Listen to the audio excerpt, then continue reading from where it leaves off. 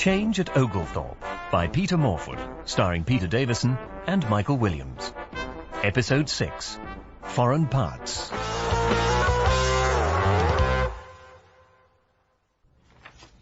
Right, the passenger throughput figures.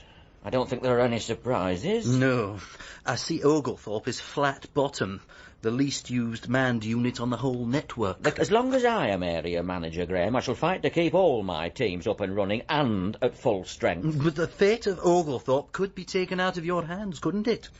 If your young Mr. Clare goes, he makes 8 senior grade resignations there in the last 24 months. That's an automatic head office inquiry, Arthur. And let's face it, Oglethorpe's chances of surviving that would be virtually nil. Fortunately, Mr. Clare likes his job. He's not about to leave. Why you are so concerned about preserving the likes of Oglethorpe, I cannot imagine. Still, I've got work to do. See you later, Arthur. Indeed. Imagination never was your strong suit, was it, Graham? Hello? Polo's? Yes, I'd like to book a table for Saturday evening. For 2. Yes, Sod. Arthur Sod. Hot pot ready, David. Oh, I need this. Think I'll take it over by the fire, chaps, if you don't mind. Oh, like that, is it? Read my magazine whilst I defrost. I'll bring you a tea over in a minute. Have you got me video rocket? I have. It's in ticket office. Hope you remembered mine. Aye, there you go. Now, were that comedy or weren't it? Well, you know the bloke's act. He stands there with his hand on his face, chewing his finger like. Aye. The day war broke out. Laugh. I thought I'd never start. You what? You've plumbed some depth since you've been here, but rubbishing the great Rob Wilton is the lowest yet. Cheers. Anyways, how'd you get on with mine? How do you expect folk in the right mind to get on with that rubbish? Vic and Bob are the funniest people on the planet. Funny? Explain to me, young lady, what could possibly be funny about 2 blokes riding about on bikes, Frenchmen admitted, keffing their bums off to music? Oh, brilliant, man. Sorry to break up the moral maze, but the ticket office? Okay, man. Yeah, aye, we're up. You see, your modern-day performer's a different animal from the old-time cutters you go for. You can say that again. Take Batman. Now, in your day, the bloke that played him was a right greasy old walloper, wasn't he? Now, we've got Val Kilmer. Never heard of her. Tea. Thanks. Thawed out yet? Just about. Lovely reading by an open fire, isn't it? Need to be able to turn the pages to get the most out of it, though, don't you? One gets used to Oglethorpe weather in time, you know. Broyles the blind leading the blind. Oh, that's an unusual illustration for your railway magazine. Department of Transport team photo. Oh, David. No, this is Art Quarterly, June. First copy I've bought in years. Really? It was giving a lecture the other day. Rekindled my interest. Oh, that's marvellous. Yes. You know, I was only going to show a couple of slides, but when I got talking about the paintings, I just couldn't stop. And all because you talked me into the idea. I'm so glad. I always think it's a shame when something meaningful goes out of a person's life. I used to derive enormous pleasure from old shoe trees, you know. Yes, well, I can see why you would.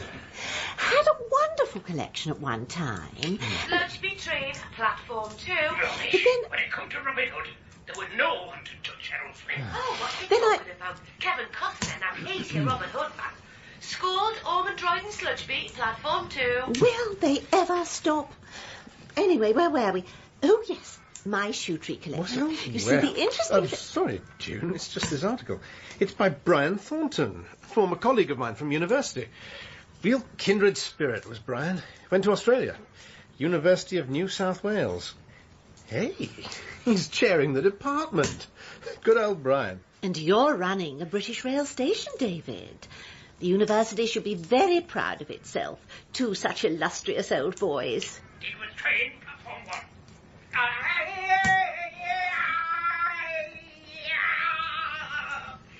Johnny Wiseman, there's your Tarzan. Running a station, is that what I'm doing? Morning, June. Mr. Clare. Howdy. Morning. Oh, excuse me a minute, David. Oh, no, please. Grand day. Lovely, isn't it? As old Granny Clack used to say, it's as crisp as a crust on a week-old cowpat. What a colourful lady. Now then, how are the psychic vibrations at the minute, love? Getting tuned in for Friday evening's do? 2 breakfasts at Tiffany's with extra fried bread. Spot on. What a gift. Brief encounter. Ah, June. It's Arthur here. Oh, hello, Arthur. Yes, a slightly unusual reason for ringing. A colleague of mine has had to cancel a dinner engagement with me on Saturday, and I was wondering if, I was wondering if you'd do me the honour of accepting in his stead. Oh, well, this is very unexpected. It's at Paulo's, 8 o'clock. Of course, I would perfectly understand if it wasn't convenient. Probably a bit short notice. Paulo's, did you say? Oh, you certainly revolve in some exclusive circles, Arthur. How nice of you to think of me. Not at all. Is it a definite, then? Saturday? Why not? Excellent. I'll order the taxi for about 7:30. Fine. Till Saturday, then. Yes, indeed. Bye, Arthur, and thank you again. Life is full of surprises, isn't it? Would be, if I didn't have the gift, I mean. Any road, there's that many folk I'd like you to get through to on Friday. There's my Uncle Harry, for a start. He were a plumber, you know, and I'm wondering whether to get the diner rod man in.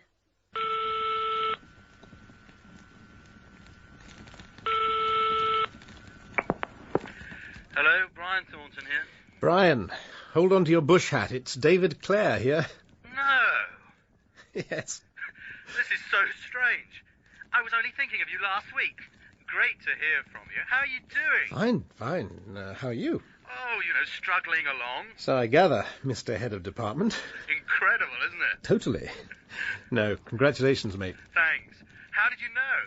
Just read your Art Quarterly piece. Well, I say I'd sue for plagiarism, but I'm above that sort of thing. I only steal from the best. What are you doing now? Well, you remember my interest in railways. No, I don't remember an interest. I remember an obsession. I'm running a small British rail station in Yorkshire. Seriously? Seriously. Well, semi-seriously. Oh, that's great, really. But? Well, it just seems a bit of a waste. I mean, anybody could run a railway station, couldn't they? No, they could not. All right, they couldn't, but how many people could achieve what you did at LMU? I think you must have been downing too many tinnies. Feel like downing a couple with me? Don't think the old holiday pay would take me quite that far. I'm not talking about a holiday. Oh? Listen, David, this might sound a bit off the wall, but the reason you came into my mind the other day was that a teaching vacancy came up in this department. Well, it's so far up your street, it's practically got your name on it. Brian, that's really flattering, but, You know what? Don't you remember why I left teaching? Yes, but here you wouldn't have the Russian front of critical approaches U231 to cope with, as well as all your other courses. The whole thing is perfect for you, and you'd be perfect for it. Me and about 500 others. You're an ideal candidate, and you'd probably be red-hot favourite even if I didn't happen to be heading the appointments board. Which I am, by the way. David? Yes?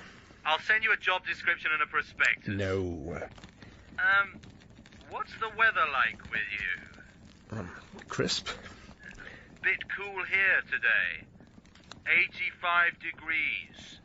Just off for a dip in the ocean. Are you? Well, look, must dash. It's been great to talk to you. Same here. Look, David, think about it. Okay? Bye, Brian. All the best. Keep in touch and keep warm. I will. So long. Oh.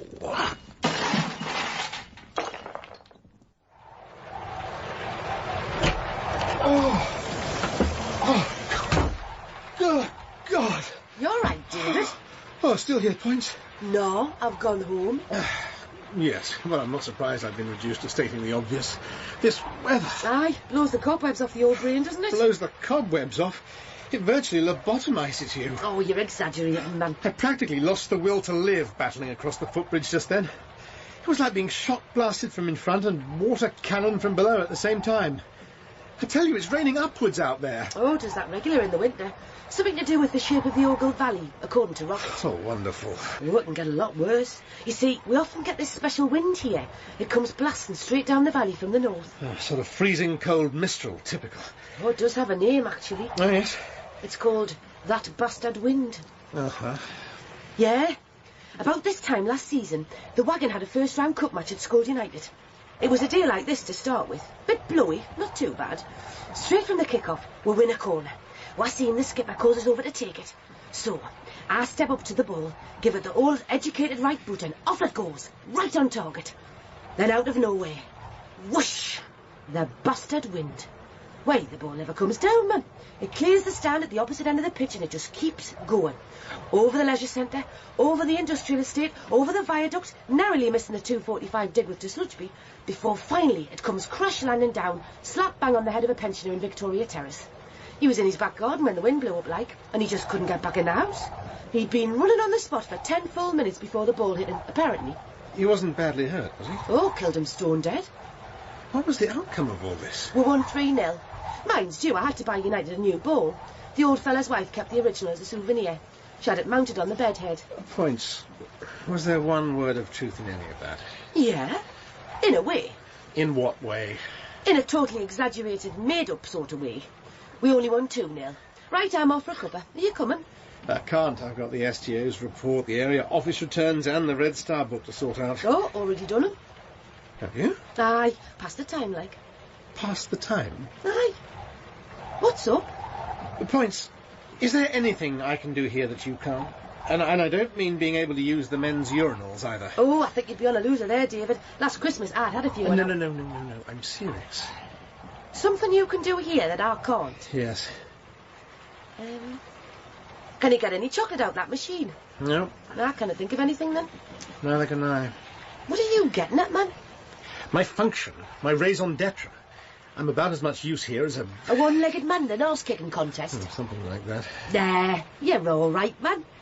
Are you coming? No points. You go on. I'll join you in a minute or two. OK, I'll see you in a bit.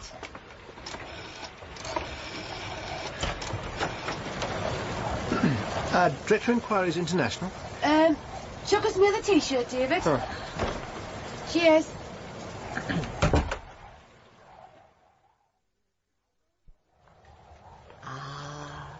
As always, the tea leaves tell all. They say my mug's empty.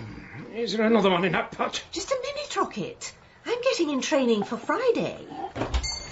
Hiya. These leaves tell me you're going on a long journey. Give over. I tell you who is going on a long journey. David. Oh? He's going to apply for a job in Australia. Oh, aye? What makes you think that? He's just been on the phone to this university mate of his out there. Brian somebody or other. I couldn't help overhearing, like. I had my ear jammed the keyhole. Oh, no. He hasn't lasted 2 minutes, has he? I bet I know what's tipped the scales. It's the Oglethorpe Winter Blues. I was just the same in my first year here. I mean, well, up until last week, he's been really happy here, hasn't he? And look how excited he was at us getting our own steam engine. We need a plan. It'll be funny, won't it? Putting a plan together without David. I'll leave you to it. I've my pigeons to see to. Oh, this is no time for pigeons, man. No, it's all right. You go, Rocket. We'll come up with something, Points. I'll see thee. Miserable old bugger. Don't be too hasty. Rocket has been known to do some serious cogitating in his pigeon loft. Oh, has he? Right, let's get our thinking caps on. We're not leaving this room until we've come up with something really foolproof. Anyways, are you right, David? Mightn't get a seat if we didn't hurry up. June's psychic dues are very popular, you know. Why I am even contemplating going, I don't know.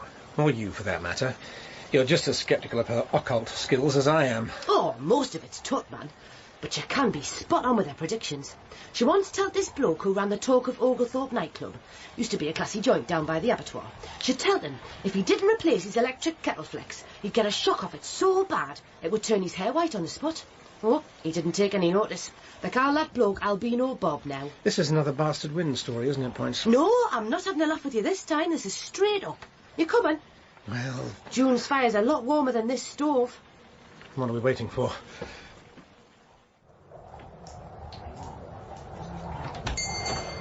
David! I was expecting you. Well, that bodes well for the evening, June. 50 pence. I'll get yours, points. Yes. Hey, couple of seats over there, look. Right. May the force be with you, June. This isn't Star Wars.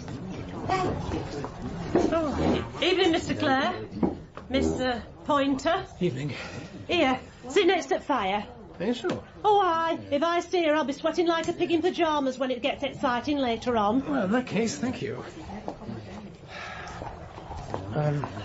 What form is the excitement likely to take? Well, just recent. June's taken to Frolicking Bear. Has she? Aye. He romps through the mystical brightness beyond, he does. Ah. Frolicking Bear is Spirit level.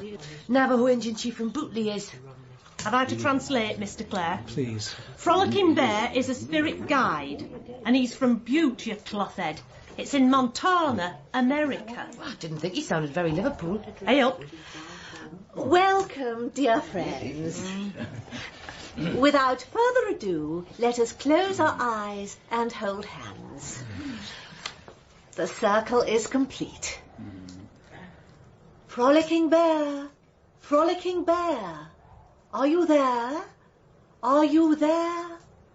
Come down from that shining reservation in the sky and walk among us. Cross the mighty astral plane to Oglethorpe Station and our humble but superb cafe. Group catering a speciality. It is done. He's here. Speak to us. There is one here called Robert. Roger. Ronald. Does anyone have a loved one called Robert? Roger. Ronald. Richard, then. Does anybody know a Robert? Yes. Who is this Robert Hattie Clark, of which you speak? My improver's brother-in-law's called Robert. Now then. He has black hair. Not so much black, more... Brown. fair. Fair, yes. Tell him to beware fire that burns. Lucky number 7, lucky colour, puce. I will, Frolicking Bear. Have you a message from my Herbert? Herbert say he's feeling right, champion, and don't forget to turn up greenhouse heater now it's getting nesh. Do you know, I did that just this morning. There. Oh, there is one here with the initials D.C. David? Not necessarily me, points. And I don't mean Doreen Clegg either. This is a man. He has friend across a great water. I see a harbour of shining beauty. I see books. I see paintings on little squares of glass. I see eager learning faces. I see sand and surf. But there is trouble. I must concentrate. Hey, where do you think that could be, David? Bognor? Well, it didn't sound like Bognor to me, man. More like... Australia? It could almost be Sydney, couldn't it? Some sort of college, perhaps. Aye, could be, could be. Yes. Friend is pulling. But DC must not go. Apart from operas of soap and ever-present threat of skin cancer, there's a very real danger of another nervous breakdown. David. David? It's you he's on about. What do you think it means, man? It means that you, me, June and Rocket are having a get-together at my place tomorrow evening. Excuse me, everyone. Sorry, I've just remembered something that I need to attend to. It's wrong circle now. Oh, David, I must go, June. Do carry on. Can Frolicking Bear tell us where I've left Miss Secateurs? Good evening, Mr. Sod. Table for two. Good evening. May I welcome you to Paolo? Thank you. Has my companion, Miss June Virgo, arrived? Not as yet. Would you care for an aperitif? No, but I certainly hope you have plenty of champagne on ice for later. Of course, Mr. Sod. If you would follow me, I will send the wine steward over to you shortly. That was lovely. Right, chaps. Whilst we're waiting for dessert, I have an announcement to make, which I don't know how, but I know will come as no surprise to you. I have more or less been offered a lecturing job in Australia, and I've more or less decided to take it. Oh, Wyman, it's the weather, isn't it, David? Shush! Let lad speak. I can't believe the weather, but I'm not going because of that. It's a number of things. First, thanks to you, June, I've realised that despite everything, I've actually missed teaching for the last couple of years. Second, thanks to you, Rocket, I've realised that my love of railways has as much, if not more, to do with the romance of the past as with the realities of the present. As you've so often said, a modern-day SGO is more of a glorified clerk than a proper station master. And third, thanks to you, Points, I realise that I'm only nominally in charge anyway. Don't get me wrong, I really enjoy life at the station, most of the time. And it's been a very hard decision to make, but by a gnat's eyelash, I think that Australia's probably too good an opportunity to miss. Right. Now hear our side. Rocket? You know, David, lad, when that 6:10 Digworth were running 25 minutes late last night, I thought to myself, this is a bit of a different carry-on from when I started at station 50 years ago. Because then, that same 6:10 service wouldn't have been a miserable two-coach diesel rail car, painted a sickly blue and yellow you wouldn't inflict on a kid's go-kart. Engine be a Sir William Stanier design Black 5, and it comes snorting and steaming into station like so it alive. And coaches would be pulling belined and crested crimson beauties that made passengers feel they were somebody just to be riding in them. And if that train had been 1 minute late, it'd have been a talking point. Here we go again. But not everything that happened in them days was so magnificent, and not all the folk were either. We had some right buggers here as station masters after war and right through 50s. Most of them never saw what you and I see, lad, in a steam locomotive, stately viaduct, or an old semaphore signal gantry.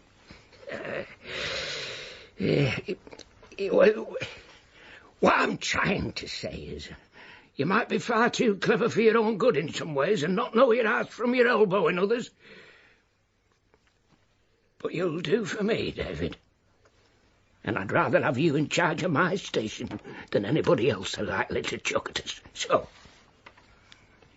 if it'll do any good, here. That was beautiful, Rocket. I hereby a half share in old Bessie. Aye. Of course, there'll be a delay, but it's there if you want it. I'm incredibly touched by this.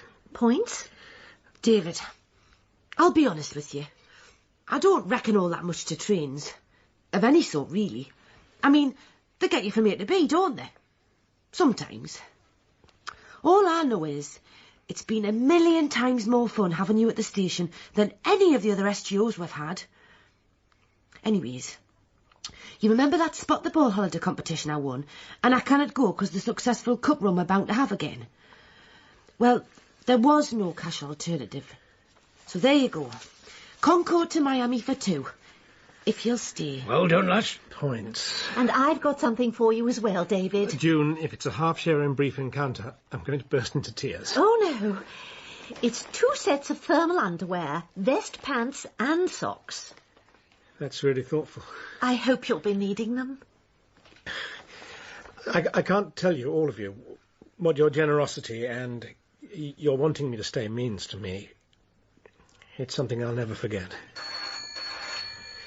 Excuse me a second.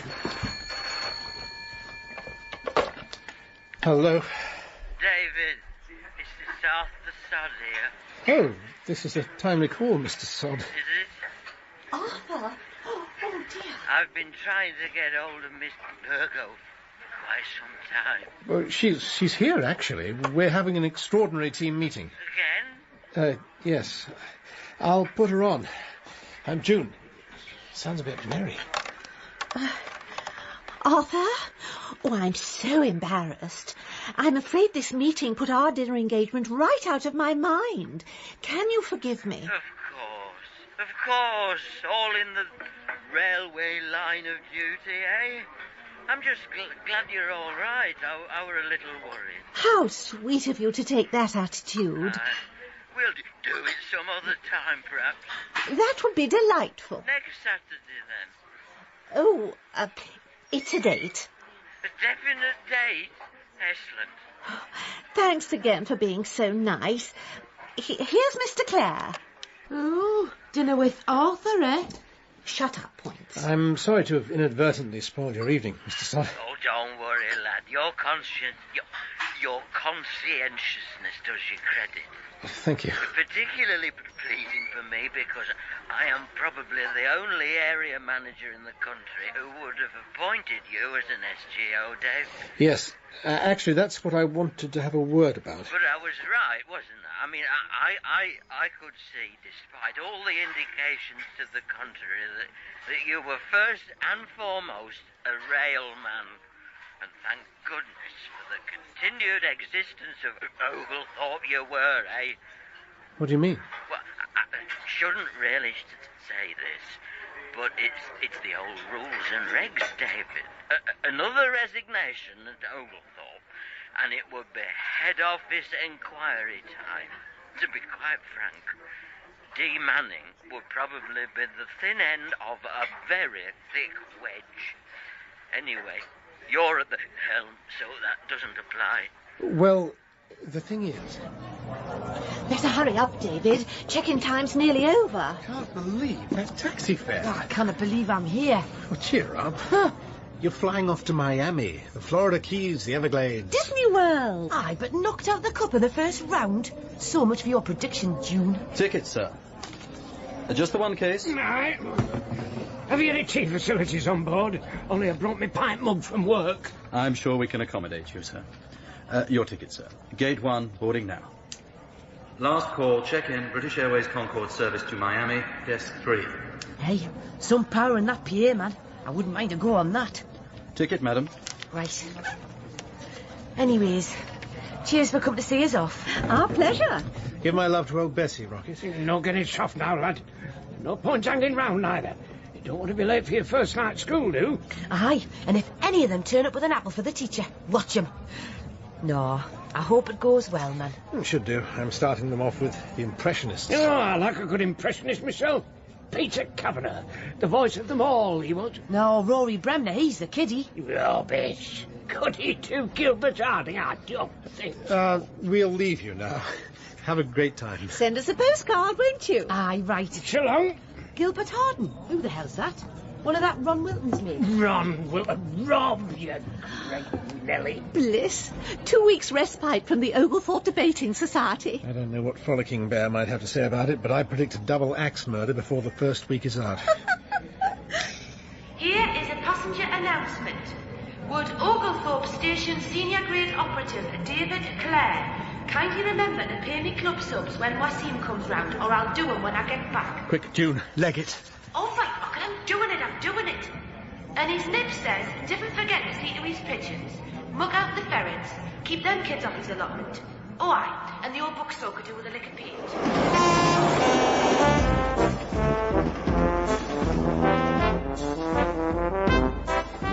In episode 6 of Change at Oglethorpe, David was played by Peter Davison, Rocket by Michael Williams, June by Rosemary Martin, Points by Philippa Wilson, Hattie by Madge Hindle, Brian by Peter Silverleaf, and Mr. Sod by Chris Emmett.